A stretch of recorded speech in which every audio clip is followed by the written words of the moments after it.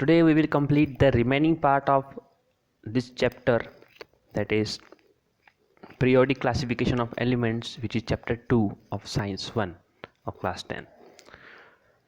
So in this video we are going to talk about electropositivity. We are continuing with the previous topic, that is periodic trends in the modern periodic table. So we observed two trends yesterday's class, and today which were the two trends, that were valency and atomic size. So we have observed them, and now today we will observe three things here today: electropositivity and electronegativity, and then metallic and non-metallic character, and then gradation in halogen family. Wait a minute, spelling is wrong here. GRADATIO, and gradation in halogen family. Okay, so let's start. So electropositivity, actually in your book the concept of electropositivity, electronegativity, metallic, non-metallic character has been mixed up. So all the things there, in if you read from the book, are confusing. So I have tried to simplify it and explain you through this video, so you can pay attention and listen very carefully to this. So if you talk about electropositivity and electronegativity first, so what is mean by electropositivity? Electropositivity is the ability of an element to lose one or more electrons to form or to acquire a stable electronic configuration. For example, hydrogen loses its one electron to form +1 charge, and it was a positive charge. Or either we can say that lithium has 3 electrons, that is 2 electrons in the first shell, 1 electron in the second shell. It loses 1 electron from the second shell to acquire a stable electronic configuration of duplet. So in this way elements lose their electrons, and this ability of the element to lose the electron to acquire a stable electronic configuration is called as electropositivity. Now what about electronegativity? Of course it will be inverse of it. The ability of an element to gain one or more electron. So there are some elements which have the ability to gain the electron from some other elements, such as oxygen, fluorine, chlorine. They are electronegative elements. They get the electrons from other elements, so they have ability to gain electrons to acquire a stable electronic configuration or to complete their octet. So such elements are called as electronegative elements, and the concept, their ability, is called as electronegativity. Now what about the trend along a period and along a group of electronegativity or electropositivity? The electropositivity, if you observe that the elements on the left hand side, I have already taught you in the previous standards that elements on the left hand side of our periodic table are electropositive, means they have the tendency to lose their electrons. 1, 2 or 3 electrons they can easily lose. And the elements on the right hand side here in this part have the ability to gain electron. So they gain 2, 3 or 4 electrons to acquire a stable electronic configuration. So we can say that the elements on the left hand side are electropositive, and elements on the right hand side are electronegative.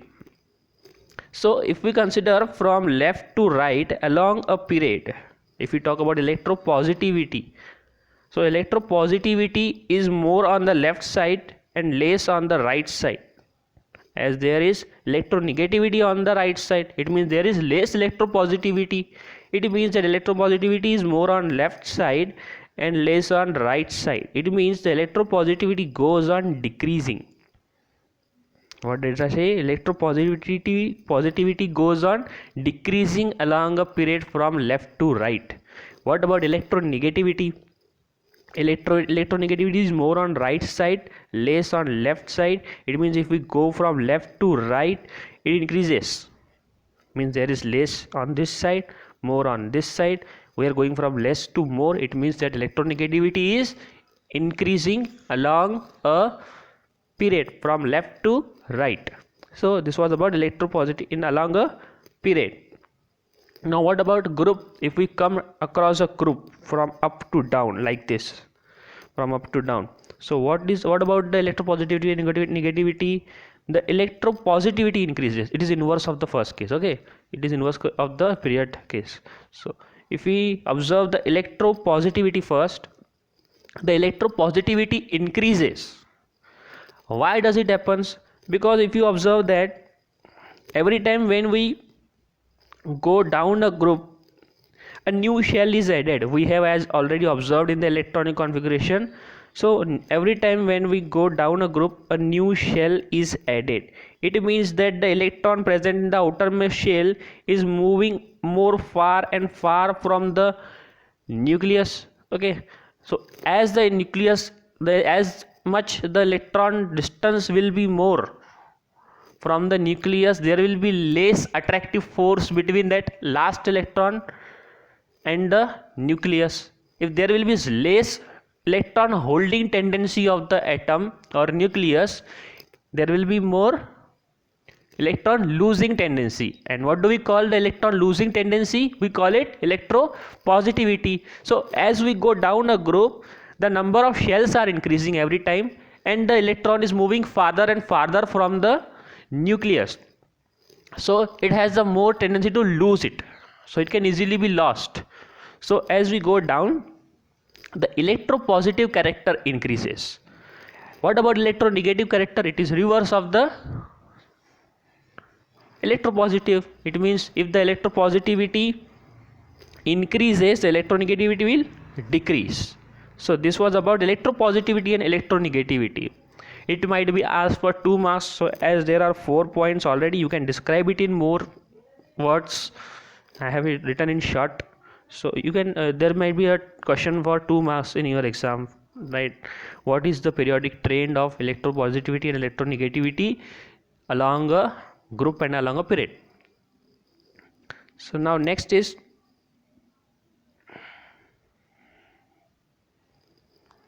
metallic and non-metallic character. So as we know that, where are the metals present in our periodic table? They are present on the left hand side. So these are the metals, that is lithium, beryllium, sodium, magnesium, potassium, calcium, this aluminium. Okay, these are the metals. And the non-metals, what about non-metals? Non-metals are present on the right side. So these are all non-metals.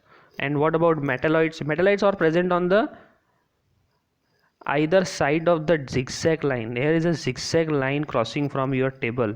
So on the either side or boundary line of this zigzag line, there are the metals present are non-metals. So on the left hand side there are metals, on the right hand side there are non-metals, in the middle there are metalloids. Now if you go from left to right along a period, what do you observe?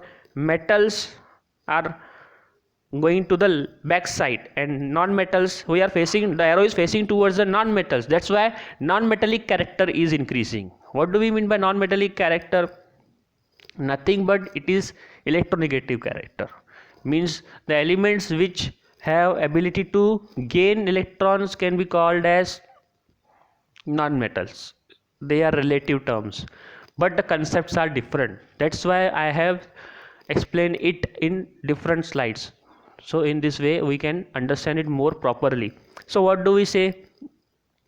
The non-metallic character goes on increasing along a period from left to right.